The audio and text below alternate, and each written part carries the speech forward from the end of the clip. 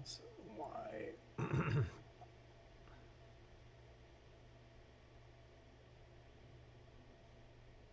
So crazy.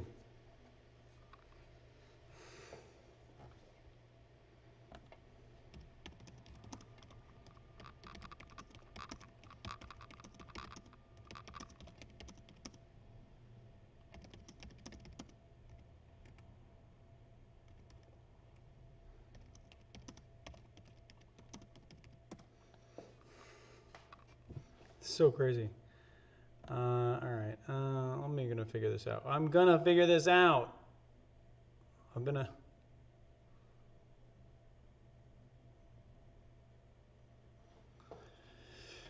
All right. 30 people are in here watching The Matrix. Can you guys hear me at all? Type in the chat if you can actually hear what I'm saying.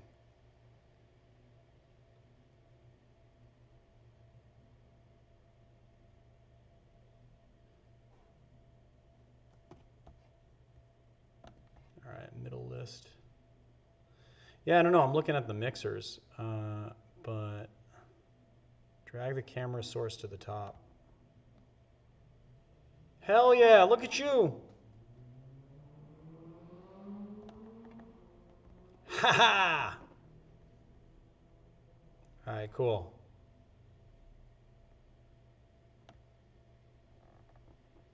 I don't want that window. Fuck off, window. Sorry for the swearing. I know, but I want to see the. I don't want this big because I want to be able to see the chat. Okay, well that's cool. Okay, well this stream is kind of effed, and I don't even have a ton of time to stay here. And this laptop is toast. I think you guys should start super chatting me so I can afford a new computer so I can do this effectively. Cool. All right. Well, welcome to office hours, guys.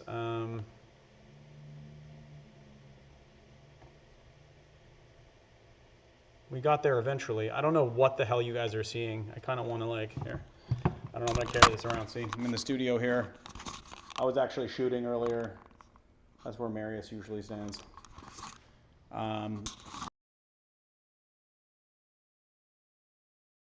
had a whole plan, and the real Ricky Yo is totally a hero. But why did it freeze now? What the fuck? Oh, there we go. Is it frozen on your end though, guys? Or maybe it's just like, what the fuck, man? Come on. Why you paused? All right, well, whatever. I'll answer questions in chat, I guess.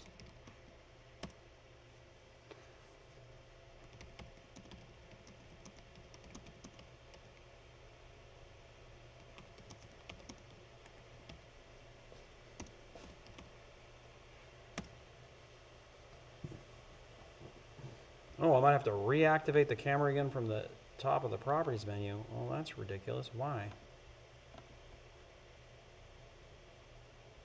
All right, let's try. Let's see what's up.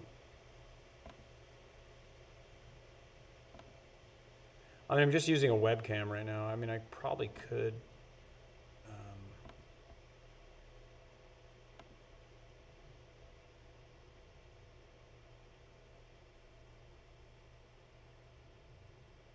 Yeah, I'm getting that. I see that. Yeah. I see that there's a massive delay. It's crazy. I don't know. I haven't live streamed in so long. It's been so long that I've done this that I've like lost any skills that I have. If I had any skills, they're lost now.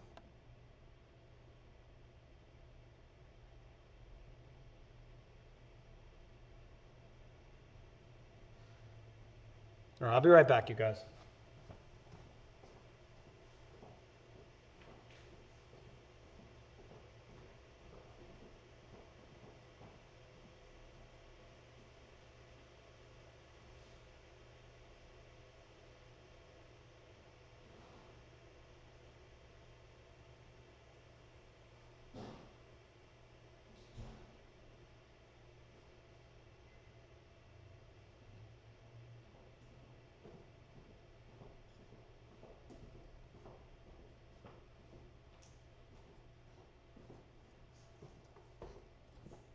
right, well, this is a really good test. 44 people are here watching a completely frickin' frozen screen. Nice.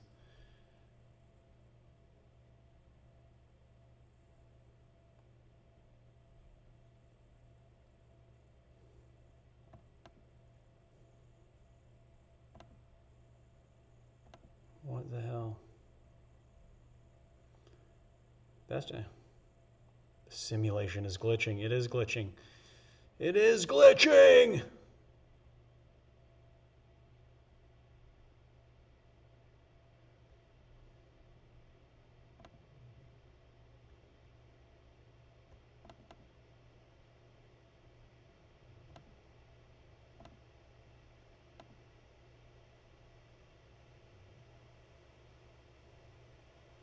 You know, let's try something, guys. Let's.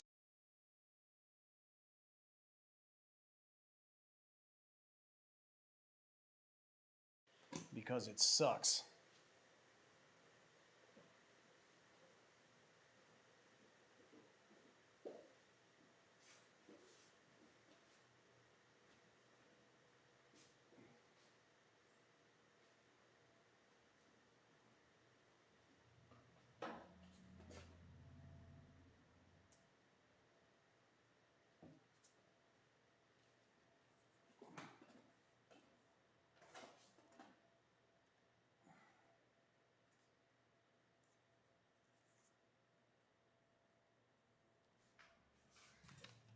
Trying something new.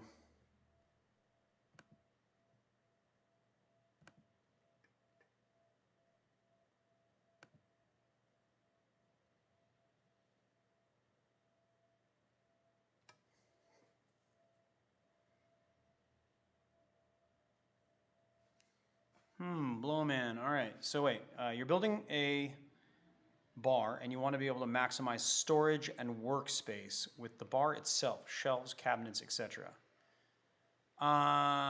6 feet long, 5 feet wide. I mean,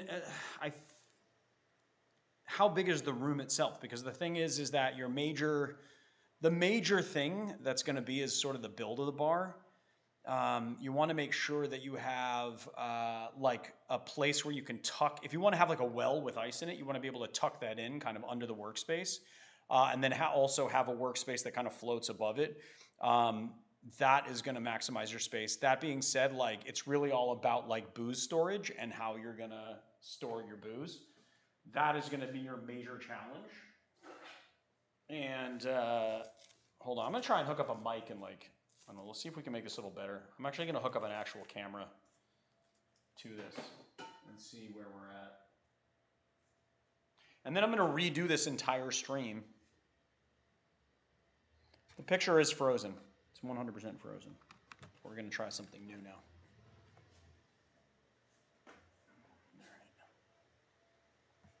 Video capture.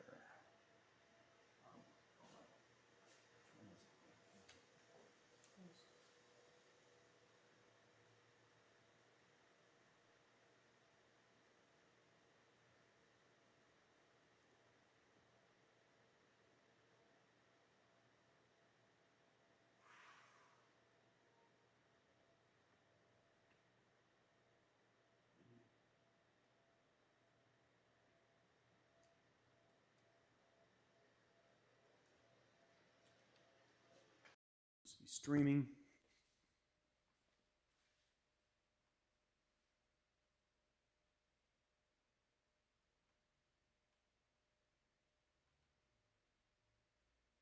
I hate OBS. I think it's the worst. All right.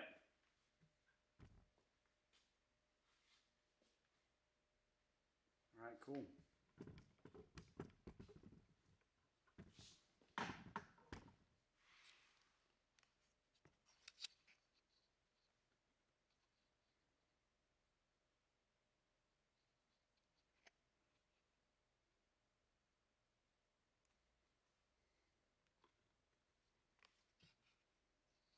Focus on.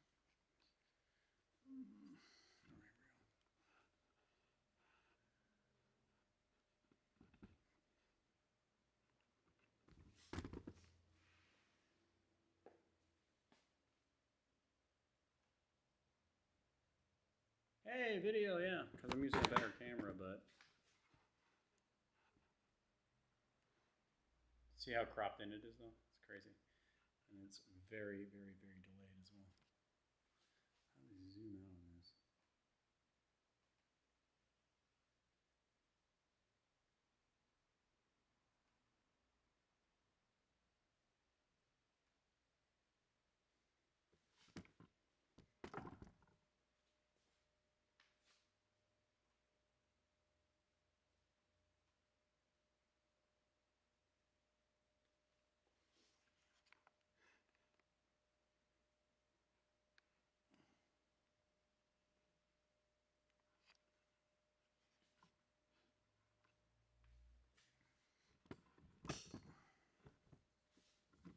Hold on, guys.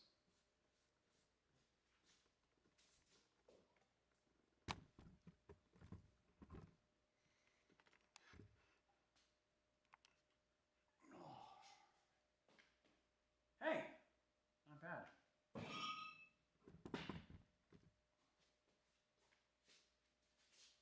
Yay! Finally. It seems like my my video might be a little it might be a little delayed between the. No, Marius is not here. If Marius, Marius is here. He's in the chat.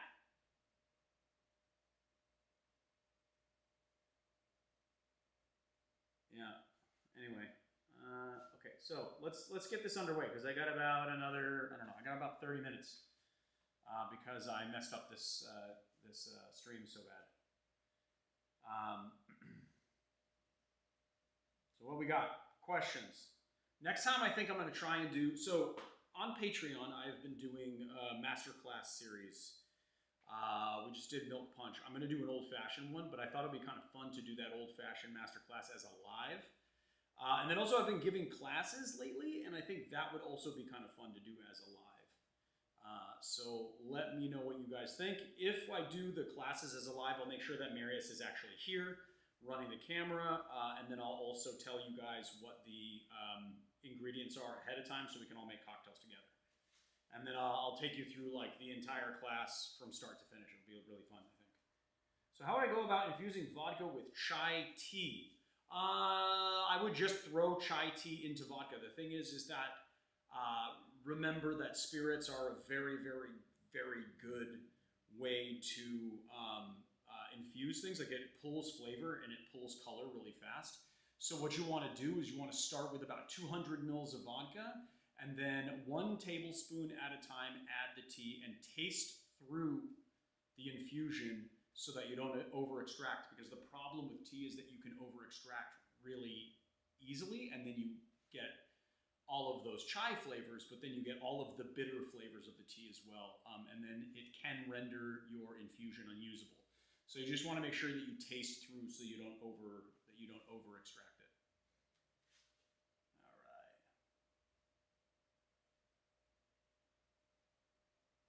All right. Okay. So this is actually a very good.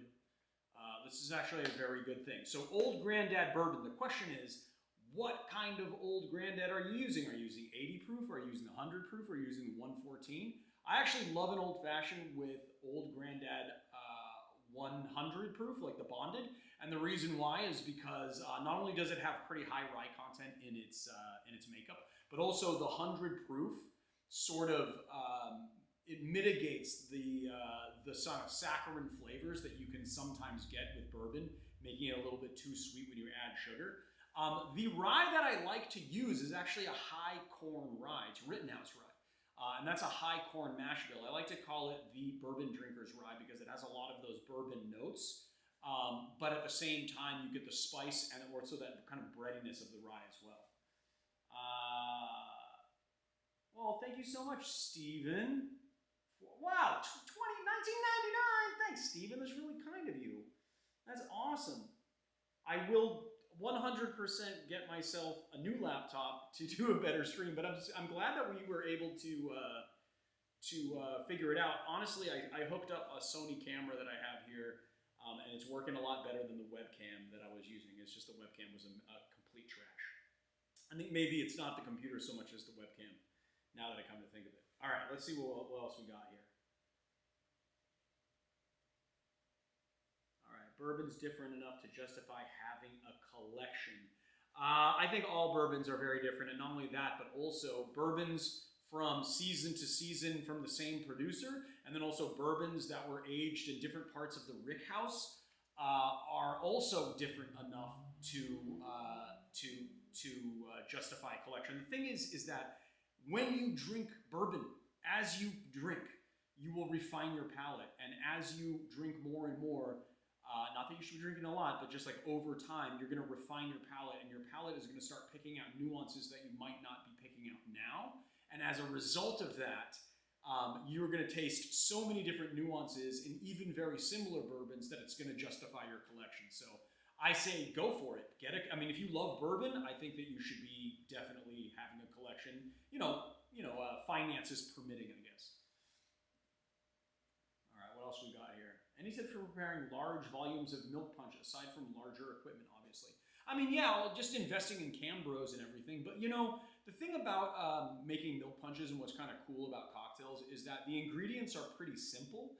And so you can always just sort of multiply. Like, so for instance, hold on, I'm getting ahead of myself. My ADHD is just like doing a job on me right now. So basically, you can multiply volume very easily in cocktails because things like simple syrup, citrus, and booze will multiply. So you can make something that's 2 ounces, 3/4, 3/4, 2 cups, 3/4 cups, or 2 gallons, 3/4 of a gallon. The only thing that you got to be careful with is bitters, because the flavors are so concentrated that they go a little bit further, and so they do not multiply in the same way. But I always do bitters or any really concentrated things by flavor, not I just taste through it until I get where I want to get, and then I write that recipe down to make sure that I know, okay, it's a teaspoon of bitters, or it's a 1/4 of a teaspoon of bitters, or what have you. All right, the chat is going fast, so $10, thanks so much, Bloman25. Classic Cocktails in History. Thank you for the great content. I really appreciate it, and it is an expensive hobby, but I agree with you, it is a great hobby. And that's why I've been doing this hobby for over 20 years, because I love it. Any collaborations with chefs to pair cocktails with food? It would be interesting. I'd love to do that. I gotta find a chef that's interested in doing that with me, but it would be really fun to do a thing where we do food and then cocktail pairing seasonally. And, I haven't done that yet, because I think in years past I not only was very perfectionist about my cocktail recipes, but also just didn't feel very confident to go head to head with like a really big deal chef. But nowadays I think that I have as much expertise and knowledge as I'm ever going to have, and I probably just should do that. Like, I think that that's a really great idea. And you know what, if you have any chefs that send them my way, and maybe I'll set that up. I just want to hop on and say that because of you and others, I started a journey in bartending and having had so much fun. Bartending is the best job in the world. You just got to make sure that you have a clear vision about where you're going in your bartending career, so that you just don't waste a bunch of years like I did. Like, honestly, when I was bartending, I just didn't have a clear vision of where I wanted to be until later in my career. And I spun my wheels in a lot of bars I probably shouldn't have been bartending in until I kind of figured it out. I think that you should go have as much fun as you want, but just make sure that you know where you want to go in your career, because these days, bartending can take you into a 6, even 7-figure job. And I think that as long as you have a clear vision of what you're doing, then, go forth and mix, my friend. COVID turned me into a home bartender. You're my fave cocktail. Oh, thank you so much. And thanks for the $5 super, is it called a super chat? I guess it is called a super chat. You even double strain your drinks, and I'm proud of you. I really am. I'm proud of you. What else? Am I missing things in the comments here? Just a bottle of Laird's Applejack. What's a good first cocktail to make? Oh, dude. Make any type of sour. Anything that calls for Calvados or Applejack, you should make. So obviously a Jack Rose, Pan American Clipper, any type of Jack Rose variation is going to be really good. Just make sure to use some quality grenadine or house make it. Also, actually, I have a winter spice thing that we were selling. I think I only have 2 or 3 jars left, and they're gone for the season. And that infuses really, really well into Applejack, and it's in our store. It's not that expensive either. I don't know. I'm not here to sell you guys stuff. But I just thought I'd say it. What else have we got? What have you done for making your own cocktail cherries at home? We've done black cherries with Woodford Reserve, cinnamon, orange peel. You know, I haven't really made cherries very much. I did some bourbon cherries, which were pretty good. Although I do like to, kind of take cherries, pit them, use some black cherries or even some Bing cherries, just pit them, throw sugar in them, let the sugar extract the juice and put a little booze in there, and you got really nice sort of Luxardo-ish cherries. But I don't do that often. I'm lazy and I buy commercially available Amarena cherries. What else? Agree, bartending is kind of a lifestyle too. It is a lifestyle, 100%, and it's actually more so a lifestyle now than it's ever been.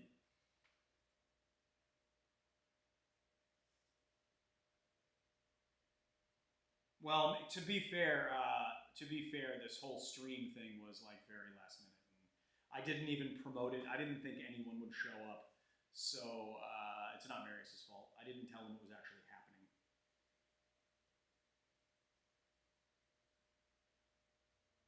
If you have a bar of your own, or if I'm in the town that you're bartending in, because I'm not sure where you are, Nuju, I will 100% stop by and get a drink from you. Absolutely. When is it best to use high proof alcohol in cocktails, and when is it better to use regular 80 proof? So I got to tell you right now that I am just like a big fan of 100 proof alcohol, and I've trained my palate to drink over 100 proof and over proof alcohol so much that now 80 proof seems a little bit watery to me when I'm drinking it neat, so usually tend to go higher proof. The thing about higher proof alcohol is that it can be so big on the palate that it overtakes more nuanced flavors. And so what you really want to do is you kind of want to take it on a case-by-case basis. If you have like something that's very, kind of neutral and not neutral, but like if something that's not so very nuanced in flavor, like a gin sour, then go ahead and use 100 proof gin or 100 proof bourbon for like a whiskey sour, because it's just not a very complicated flavored cocktail. That being said, if you want to do something like has a lot of nuance in flavor, you might want to lower the proof so you just don't run over those delicate flavors. It's really all about flavor profile and trying to pair up the spirits that you're using, both flavor profile wise and proof, to get the best, most nuanced cocktail that you can.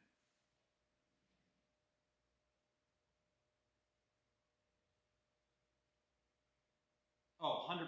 Yeah, Miles, it's way better to be infusing than it is to like make an old fashioned. Like it's insane. That using a syrup, I mean, it's insane. And making old fashions with infused booze is the shizzle. Did I say shizzle? Yeah, I did. I just dated myself too because I don't even think that's a term anymore.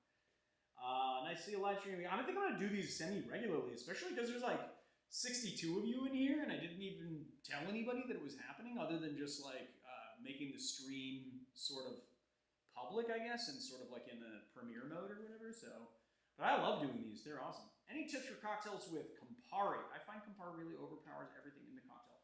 I think that again, when you're using like Campari and Aperol are two different sides of the same coin, right? So basically, what you want to do is when you have, I guess, bold flavors in a cocktail that really can benefit from that extreme bitterness because you're pairing it with sugar or like enough sugar. I guess the Enzoni is a really good one that's going to kind of temper the Campari. Then I think that is a great thing to do. But if you're making a cocktail that's going to be more nuanced in flavor, it's better to use Aperol. A lot of people think that Aperol is sweeter. It's actually not. Campari has more sugar than Aperol. The thing is that it's less bitter, so your palate reads it as sweeter. But if you actually put it on a refractometer, and I know that booze like kind of makes the refractometer wonky, but if you just put it on a refractometer and just ballpark it, you'll see that Campari actually has more sugar in it. It's just more bitter, so it kind of tricks your brain into thinking there's less sugar, but there isn't. Aperol is really nice because it gives you that bitterness, but it's not cloying and it's not overpowering. I think that Aperol gets a really bad rap because of Aperol spritzes, and I feel like people look at the Aperol spritz and kind of think this is a rookie drink, and I don't want to drink a rookie drink, but not only do I love an Aperol spritz, and then just a spritz of all kind. Not only spritzes are like religion in Italy, but Aperol is like really, really much more useful, I think, than Campari in a lot more different circumstances. Okay, so I know live streaming has a lot of moving parts, and I'm sure if you can keep doing it, it'll get better. Oh yeah, it'll get better when Marius is here, and I don't have to do the technical stuff. That's when it's gonna get better. Off the back of that, I made a batch of coffee-infused Campari, which I use for Mezcal Negronis, which sounds amazing. Reckon there's any other uses? Yeah, put it in an Enzoni and then report back, because I think gin, lemon, Campari, and grapes is going to go really fantastically with coffee. So there you go. There's another use. Other than that, I'd have to think about it and play with it a little bit and taste it to really give you anything else. But off the top of my head, put it in an Enzoni. I think that would be a great idea.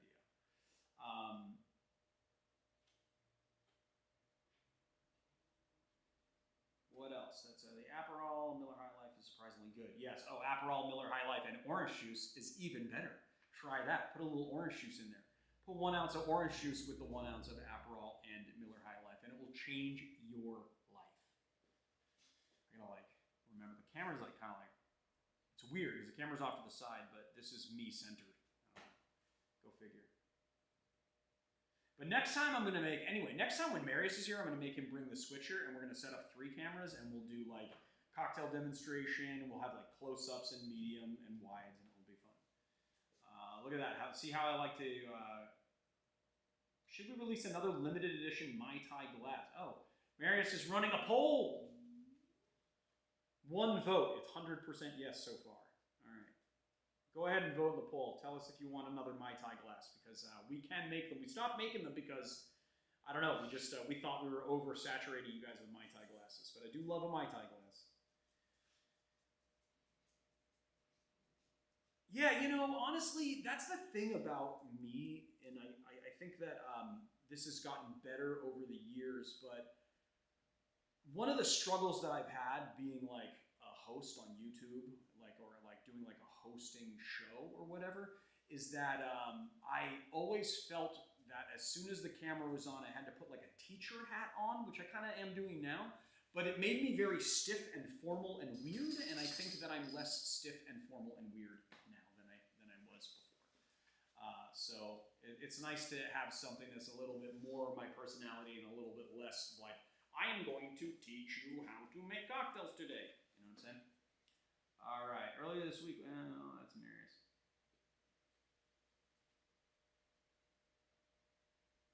Well, as soon as you get your gin done, send us a bottle, 100%.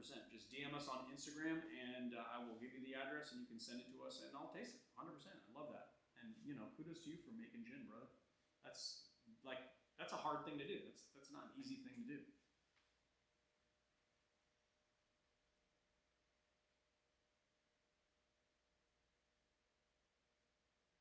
Oh, man. Gyron was going to bed, and we foiled him. Oh, well, sorry, dude. I'm going to have to hop off here really soon, even though I'm having a lot of fun. Now that I got this figured out, I'm having a lot of fun, but I'm going to have to go pretty soon because I wasted the first 30 minutes futzing with cameras, and I got to go pick up my daughter at school. She's, oh, crap. Sorry, guys. Here we are. Oh, no. Where did the live stream go? Oh, there we go. Where did the chat go? Here we go. Favorite cocktails to highlight premium drinks. I love Lefroy, Rob Roy, anything to showcase a great gin or tequila. I mean, I think that anything that you do with gin is something that you're going to want to play into the botanicals of that particular gin. And because gins are proprietary blends of spices and barks and you know, citrus elements and stuff, you got to take it on a case-by-case basis. That being said, if you're doing like London Dry, which is going to have really nice citrus elements, I would say anything with citrus. Definitely something like an East Side, which has mint in it, or anything that has any type of botanical element is going to highlight those gins nicely. As far as the tequila goes, you just want to make sure that you're highlighting those roasted agave notes. You don't want to be like, you know, you don't want to be like overtaking those. So, you know, citrus cocktails, especially with lime, do really well with tequila. Also using different, age expressions of tequila like reposado and añejo to, kind of add in some barrel note flavors, and then also some more of the caramelized agave flavors will do really well in a lot of those kind of citrusy drinks as well. But if you wanted to try and make like a martini, is always really good to highlight gin, and a tequila martini also maybe a little like little fino sherry in there or something. Never hurt nobody, and that will help you to appreciate some of those flavors inside those two spirits, I guess. What else? Yeah, it's been 2.5 year process so far, but it's learned a lot. Yeah, yeah. It's. I mean, making. I mean, I'm assuming you're doing it legally. You don't have to say you, but I'm assuming you're doing it legally, and that's just a lot of. Even Marius and I even played with the idea of releasing our own spirit, and we had to kill that project because it was just too much for us with the regular, schedule that we've got going on. Super late, but I'm based in Austin, Texas, so if you ever find yourself in the Lone Star State, come visit Grapes and Rye. I 100% will, and honestly, I will be in Texas sooner than later. I mean, a lot of people that I know are moving to Austin, so I will be there eventually. Apple cinnamon gin plus what simple and bitters for an old gin old fashioned. Apple cinnamon gin. Well, for a gin old fashioned. I mean, if you want to go really light on it, you could try maybe pecan bitters might actually go really well with the apple and the cinnamon, and then maybe. I don't know. You could also do a barrel-aged bitters. Different types of aromatic bitters would go good. You could play up the apple with apple bitters, or you could bring in a citrus element with lemon or lime bitters. I don't know. Sky's the limit, and I think lime and apple will go really well together, actually, and lemon, of course, obviously. I mean, every time I bake an apple pie, which is basically every holiday, for Christmas and Thanksgiving dinners, I always do a house-made apple pie, and I'm always putting lemon and lemon zest in my filling. Need to buy and make the honey ginger syrup. Yeah, the honey ginger syrup. The honey ginger syrup. Yes. So you want to do like honey ginger syrup as opposed to just putting honey and ginger into honey syrup and ginger syrup into a cocktail. Honey ginger syrup is isn't that a Sam Ross thing? Penicillin. The original penicillin had a honey ginger syrup, I believe. Do you make any cocktails with Canadian rye? I mean, I love Canadian rye, and making an old fashioned. Like Lot 40 has a 100% rye expression that I really love. And then there's a lot of really great Canadian rye out there. I haven't done a super deep dive into it or anything, but they make great rye. Actually, to tell you the truth, Whistle Pig for a very long time, and I think some of it still is some of the kind of some of the like base expressions of Whistle Pig is made still with Canadian rye. They're Vermont and they were getting their rye from Canada, bringing it to Vermont and making their whiskey. So it's not a Canadian rye, but it's Canadian rye. If you know what I mean. I don't know. I didn't like set up a mic, so I don't know. Maybe you guys are. If you want, I can try and put a mic in. Are you guys having trouble hearing? Give me some Y's in the chat if you're having trouble hearing me.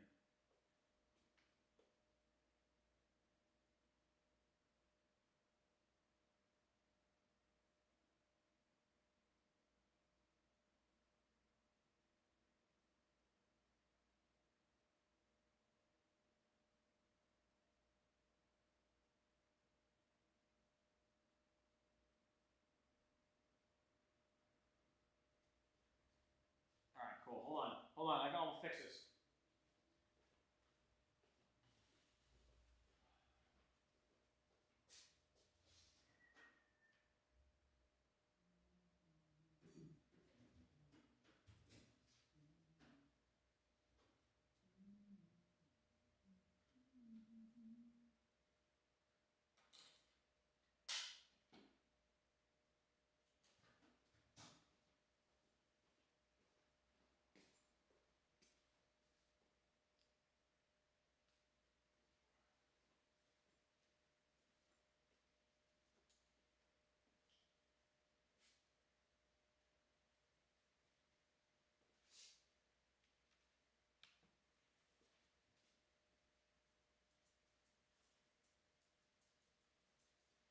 All right, tell me if that's better. Can you hear me? Is it better? Can you hear me? Is it better? That's the question. Get some B's in the chat if it's better.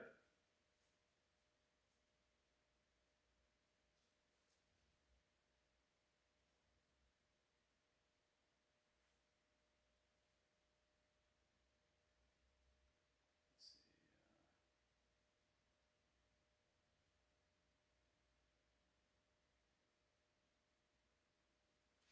That's about the same. So I just put on a mic, and it's the same. Really? So weird. Hold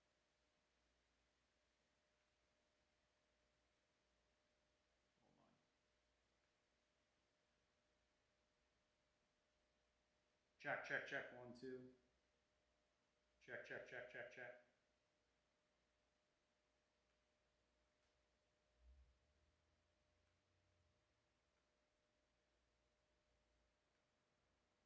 All right, can you hear me now? I just killed the desktop audio, so is this better now? Is it better now? Echo is better? Well, that's good.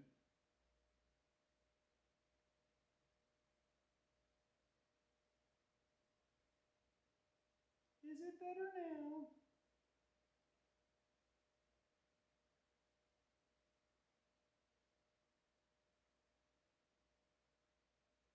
All right, hold on. I got another, hold on. Let's try this. Let's try this, okay? Hold on a second.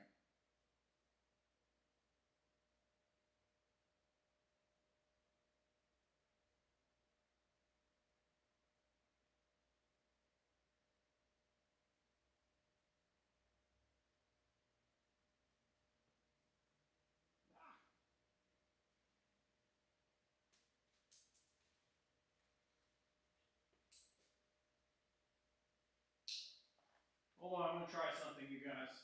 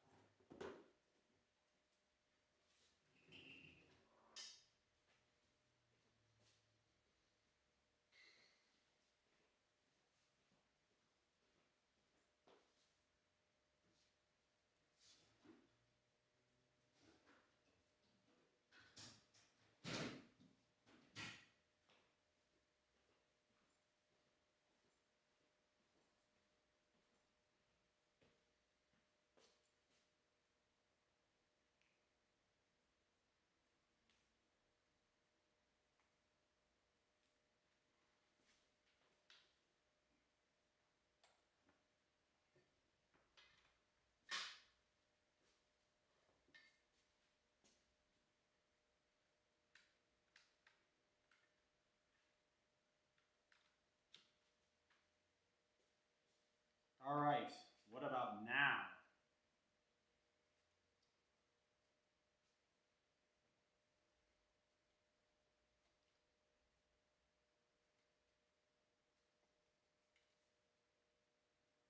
What about now?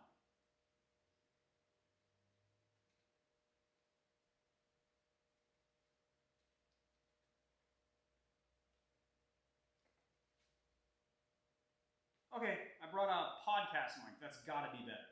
That has to be better. Are you kidding me? Seriously? And I cranked up the volume too. It's so crazy. How is that not much better? That is so crazy. All right, let's see how to. I mean, I just completely killed the desktop audio. So can you hear? I just like turned the desktop audio off.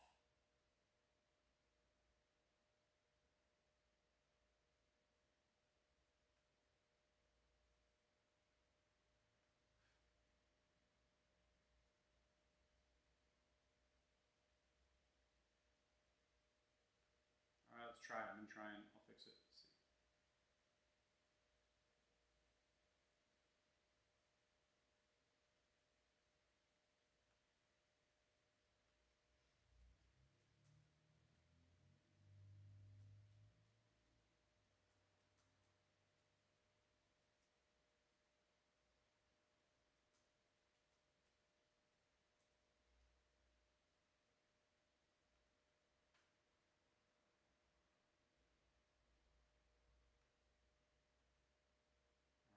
All right, OBS. Let's try this out.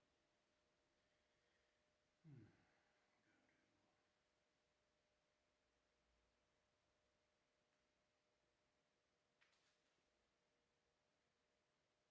That's video settings.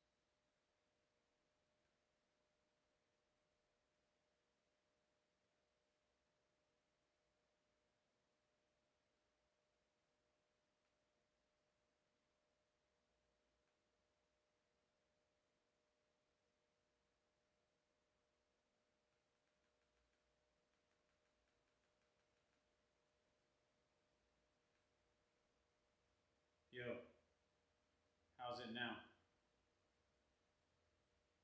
Nothing.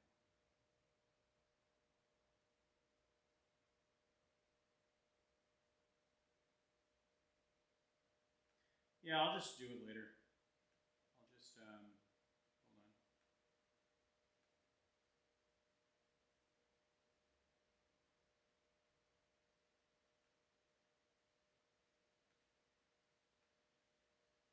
All right. Just gonna kill that.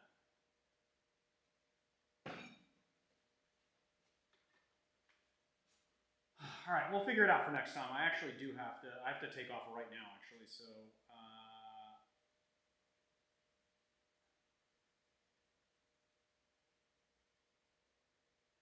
Just talk louder than I already do, like I'm talking to my grandma. Hello, grandma. No, seriously though.